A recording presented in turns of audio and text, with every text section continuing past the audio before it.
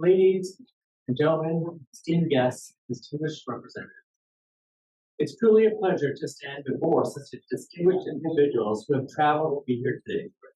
I'm delighted to represent Breakwater alongside very 68 First Nation as we proudly join Team Canada COP28 in Dubai, showcasing our innovative endeavors in data capture, greenhouse gas monitoring, carbon offset trading, as well as advancements in water, agriculture, and reclamation technologies in Canada. Today, we're gathering here to address a matter of utmost importance, the protection of Indigenous rights and our shared environment.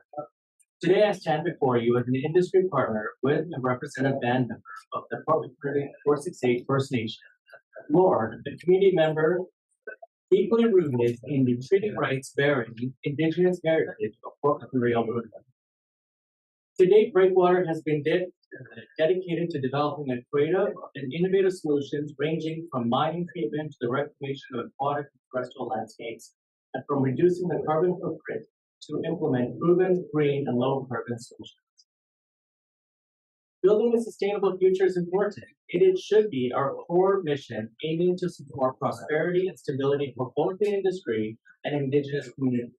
We at Breakwater Vantage stands aligned with the nation's 8 community pillars, actively contributing to the economic success of the nation through joint business ventures and equity opportunities.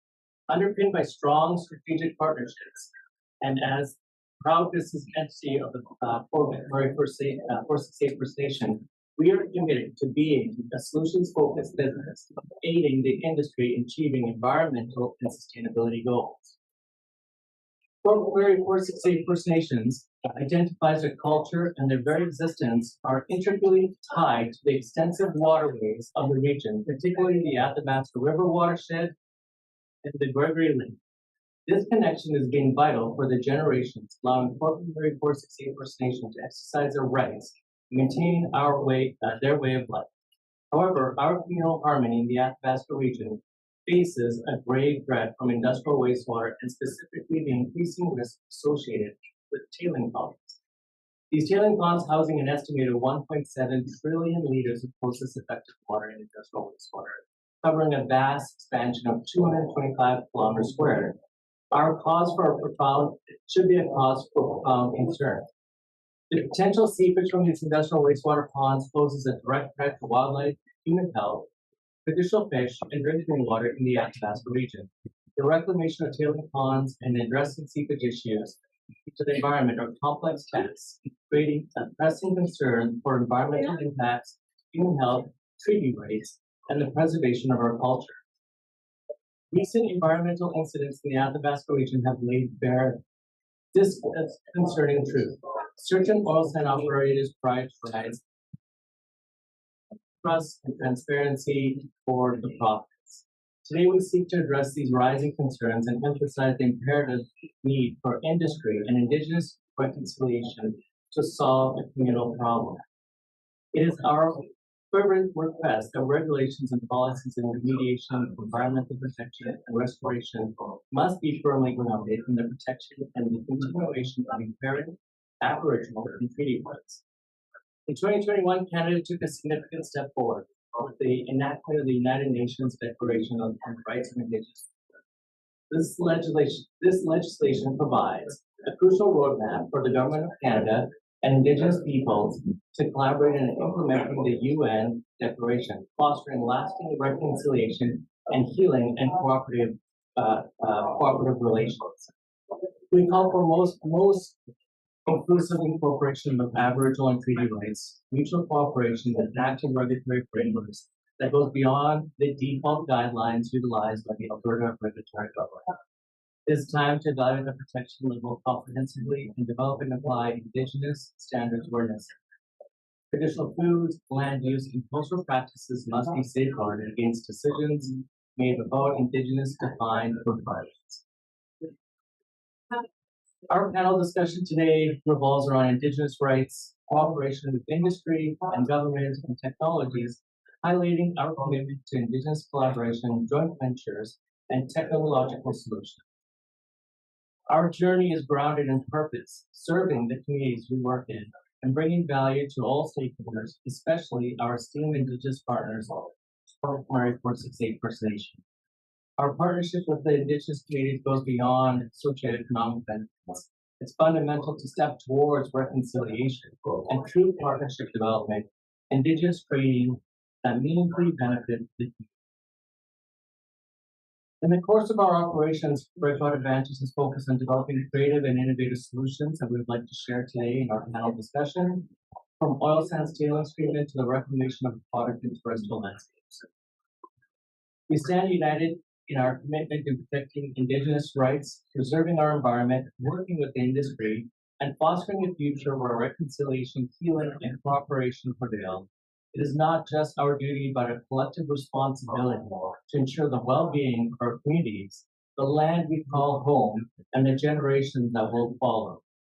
As we stand at the forefront of COP28, let us continue to forge a path towards a sustainable future, a future where industry and Indigenous communities coexist harmoniously, where innovation is at the core of progress, and where partnerships transcend beyond business to become the bedrock of reconciliation.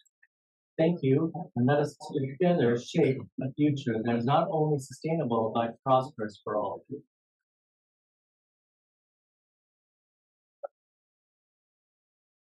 portion where we want to sit down and if anybody's got any questions. Make sure you turn on the mic.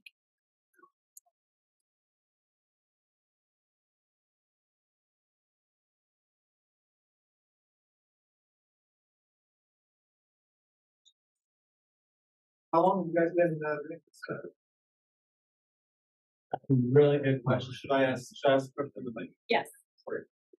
For the purpose of recording, because that's what the value is going to really be, is sending, sharing this recording. Yeah, hi there. I'm just wondering how long the Breakwater Vantage is doing what you're doing. Oh, thank you. That's a good question. So our partnership started last year, in October, November 2022. We've been working with the communities with 5 years with Indigenous government for a lot of years. For that, evaluating organizations, industry, but also proposing solutions to industry. It was a really good fit that based on a previous working relationship that we would carry this into a good venture to ensure that we're creating benefits from a lot of projects. Some of these projects we're looking at it's at the infancy right now, but we're seeing really good results from tailings treatment, or green people, which could change the regulation.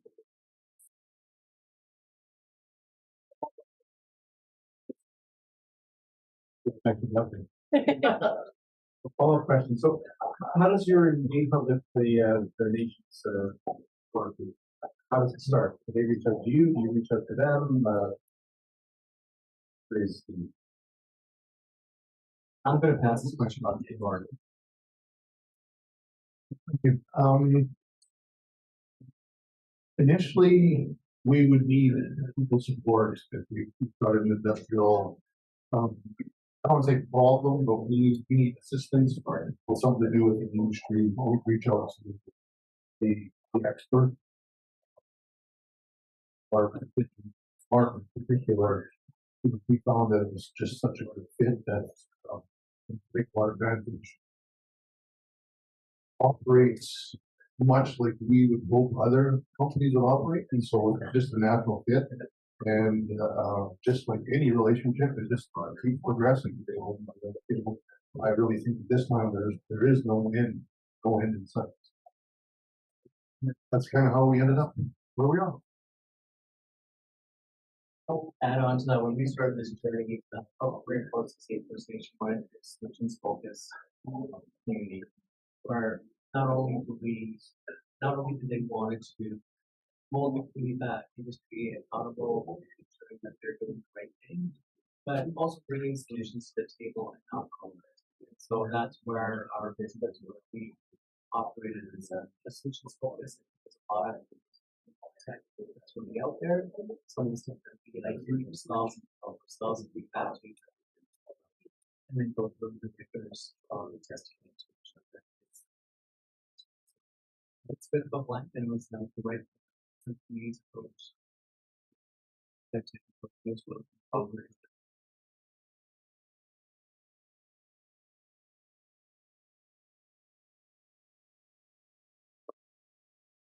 And, you know, and furthermore, we're one of 5 First Nations in a relatively small geographical area.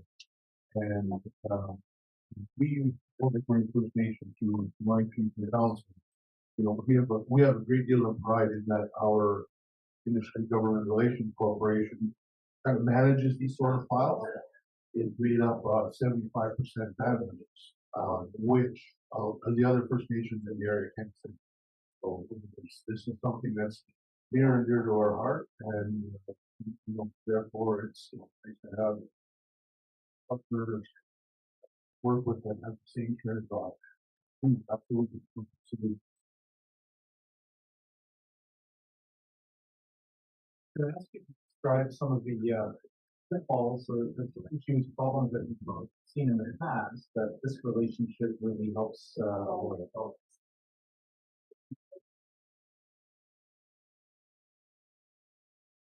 Great question, thanks. You know, I don't. There's obviously coming to the same understanding of your goal, right? And that's your biggest obstacle.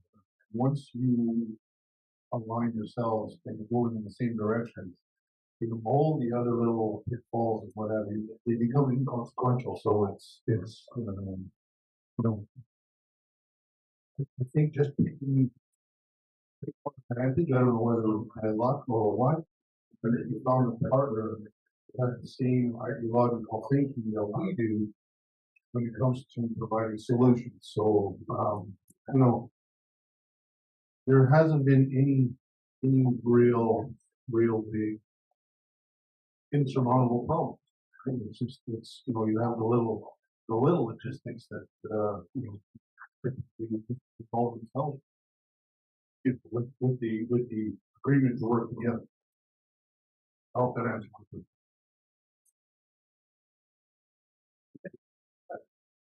It's Q&A with Len.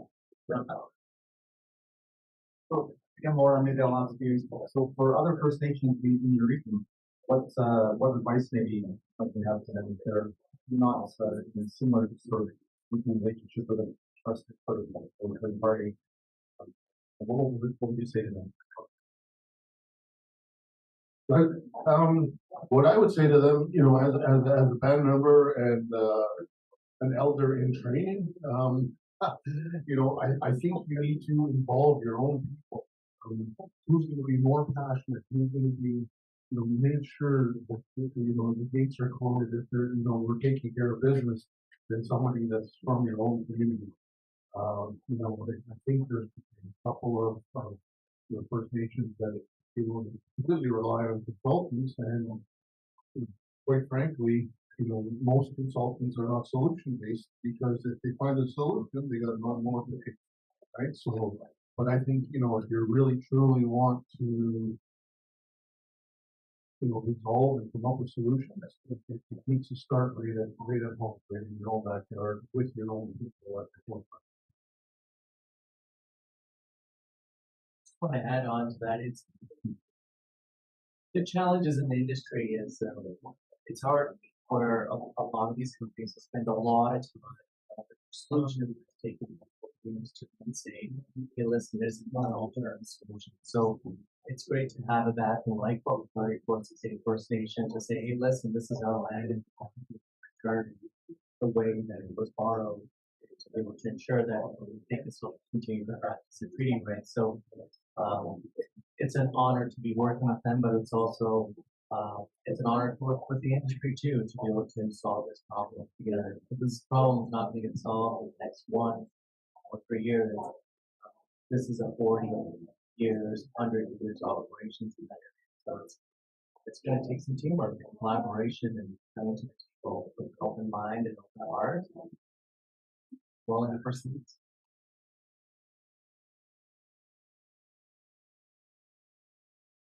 Very much.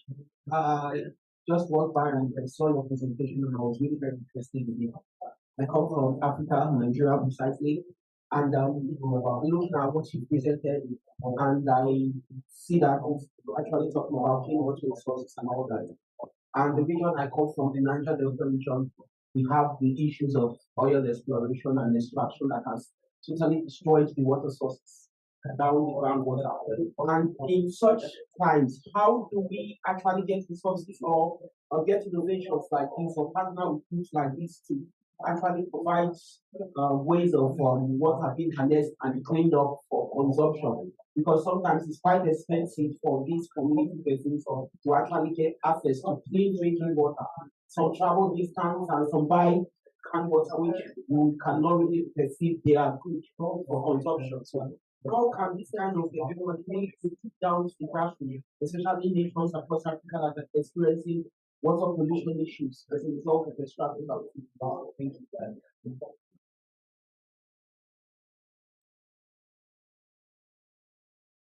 That's a really great question. And I mean, with any development comes with water contamination risk of it. The first step is on part, and the development of community-based monitoring of water, utilities in that area, start testing the water, understand what baselines are, and then comparing the contamination. Data is knowledge when it comes to this kind of stuff, and then that, but data that you collect, and you know what your goals are for collaboration, what targets you should be for that water, what technology do you need to be evaluated with groundwater. So, cleaning up groundwater, I mean, albeit is a challenge because once it's contaminated, unless you start moving it out, and in some places like in California, they treat PFAS as groundwater. So it's a more complicated process. It's not doable. It's not possible to do it. But again, the costs associated with the groundwater regulations in that area to do work with the communities and to set goals to build up in effect groundwater and working with the industry there to buy into that to be able to fund these projects and build that groundwater because inherently they're the ones who came in and conduct their operations, maybe not as what was the safety protocol from environmental standards. And I think that's where ESG and sustainability and the focus on doing the right thing, rating companies, ESG scores with low solvents, maybe that's not so much part of it. But don't get started on ESG and sustainability reports. There's variability in the way that you're able to create companies now based on water contamination, just not very. Other people like you that when I hear are there people like you or other technical consultants that can help someone like these folks or That's a good question. I don't know the African market as much, but I've done work in the previous life. It's a lot of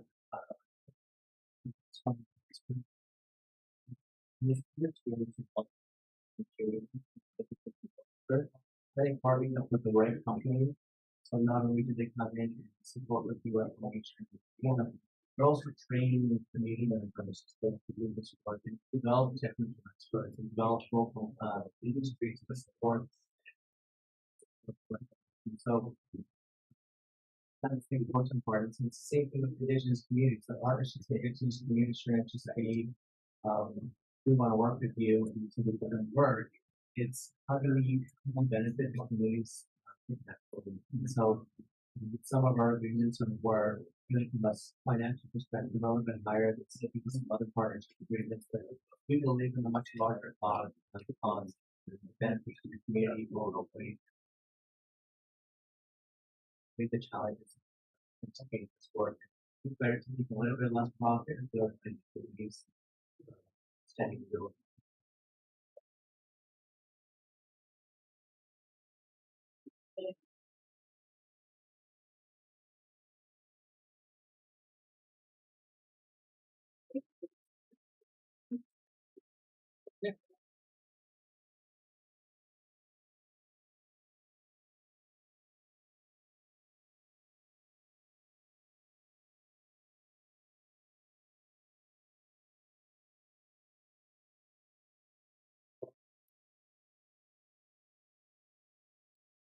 over this one one. So over the past few years, Canada has adopted UNDRIP and taken other steps towards reconciliation. Can you elaborate on how this affected your community, positive or negative?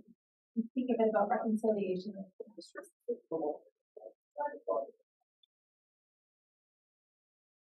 I can try. I guess I just mentioned Martin both there off my part of the other fellow's answer. We start with lobbying the government so that you have the support of the government. Industry has certain steps that have to take. That's that. So as far as under and reconciliation, I believe that it's another tool in the that we can use to ensure that our ultimate goal of having our traditional lands usable again at some point in the future. And I think there is a concerted effort by industry and government, to help us achieve that goal. So I think, at this point in time, we're still kind of early on the process, but I think, if the right people are at the table and the right conversations are held, I think it's just going to keep getting.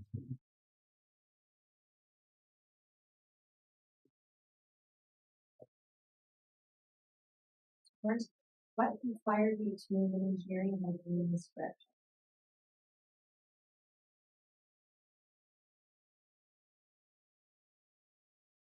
That's a great question. I think we did start off as a bit of an engineering company and realized that we need to be more out there. A lot of stuff is going to engineering. So how do you look at the full wrap solutions and how do you bring that to the market? And so we're forks of sake. I think part of the reconciliation process and part of ensuring that communities are sustainable post development is how do you focus on reclamation, treatment of the water, setting up proper community-based monitoring. I think that's where the importance, that's where the development and the money will be for down the road. So a lot of our industry operators, mining operators in that area, they've always asked for succeed. If you want to stand out from the rest, you should start looking at more reclamation, more treatment and sustainable. A lot of communities are not today. So that's where we our business and our business has grown into the chemical side of our business now. Is also emissions, carbon emissions. Now we're starting to look at carbon offset trading, look at greenhouse gas monitoring, set up a web portal that where industry could be in there to do postcards out. And that they do the right thing when it comes to some.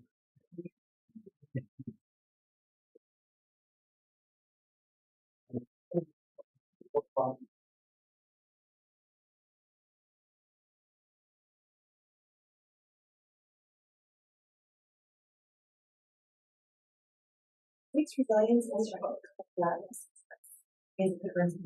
Can you speak about what that has looked like for your people and then we're going to get that?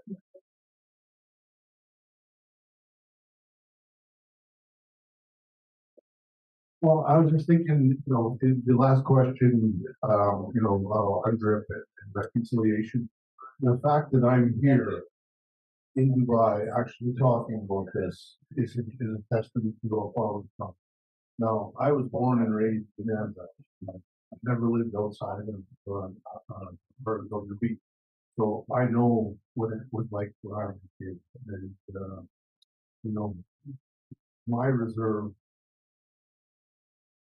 bluntly was destitute as any nation. The lack of cooperation with government, lack of cooperation with industry, so just a general lack of working together. And over the years, I've seen that through one email, and now, we've got people that are genuinely interested in the well-being of the nation, and that are running for leadership. So, it's been an education, it's just been ongoing, building. It's, the First Nation that I'm representing today is nothing like the First Nation I'm a member of from 30 years ago, 40 years ago. It's completely night and day. So and I don't see it ending. I think we're just going to keep building and getting stronger and more resilient, and being in a situation where we actually can get our land back that we had 35, 40 years ago. So I think we've come so far, and it hasn't been easy. But again, it's about education. It's about making sure that the right people are leading the nation for the right reasons. And I mean, we still have issues where somebody will run for leadership and they're not pure at heart. And we still have to have safeguards for that. But my nation collectively is getting smarter and smarter, and we're seeing through those types of people. So we've got people sitting at the table now that are saying, let's get out there and let's sell our nation, and let's talk about our nation and the positive, and this agreement and partnership. We do have a number of partners that work with other facets of industry as well. So I guess the short answer is it's night and day. They're going out of the local.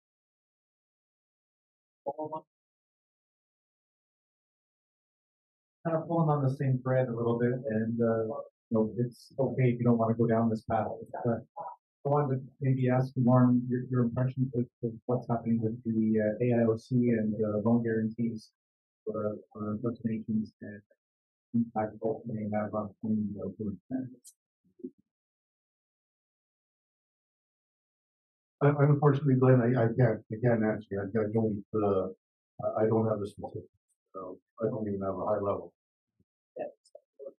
I can speak to it because part of our business is to finance these projects for Indigenous communities, but also for some of our projects that we do. The way I see it is it's going to make it a little bit harder to find meaningful partners, the money available for communities. And so what we've been trying to do is to ensure that there is money available for some of our projects in the Athabasca region. So we've been actively looking abroad as well as in Ontario to be able to ensure that the nation does actually have access to potential money when some of these projects takes off. And it's really important to understand that even there's a project, a pipeline project, where every Indigenous community was able to get a percentage based on no money. And I don't know that would be the same with maybe the Pathways pipeline. It's really hard to hear some of these changes because I think a lot of Indigenous communities were hoping that the Pathways pipeline there would be a more economic benefit appreciated upfront. It's only makes it more challenging for communities.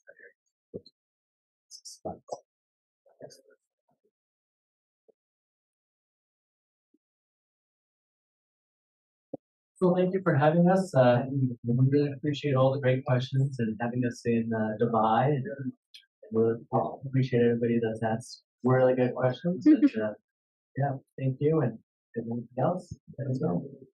Well done. I have to, Martin, there. Thank you very much. Like you said, when I was a little boy on the reserve to where we are now, it's phenomenal, and I'm glad I get to be part of it. Thank you very much.